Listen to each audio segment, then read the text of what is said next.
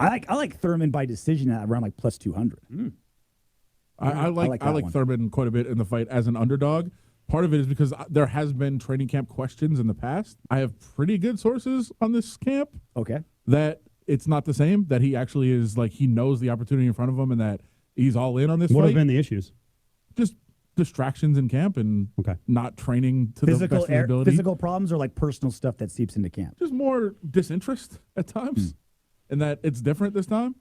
So, and I think he understands what this does for his And career. you can see that just in his media. Like, he is embracing this. Like, he knows he can go from being, a really good undefeated fighter to, if you beat Manny Pacquiao in a big pay-per-view, you are a pay-per-view guy now. Do people embrace him all of a sudden to say, oh, wow, that was a great win? Or is it, all right, well, Pacquiao just slipped up that night?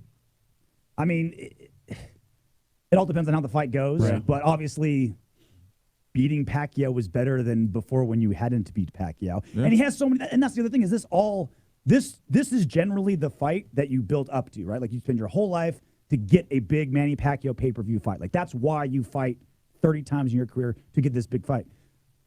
He's got potentially bigger fights down the road. Like, if Errol Spence destroys Sean Porter, Errol Spence, that'll be back-to-back pay-per-views for him.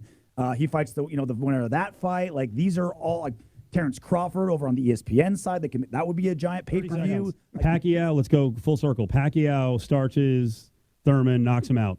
Pac-Man, Mayweather, 2. Very real possibility, because the other options are Pacquiao fighting like an Errol Spence, and if he destroys Sean Porter, Pacquiao doesn't want Errol. That's the reason why he's fighting Keith Thurman, because Thurman looked bad against Josecito Lopez in January.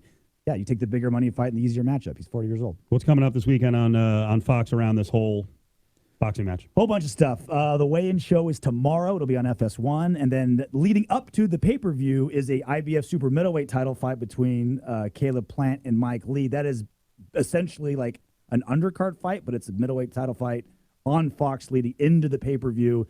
Obviously, there's the pre-fight show on Fox, the pay-per-view, and then post-fight covered on FS1.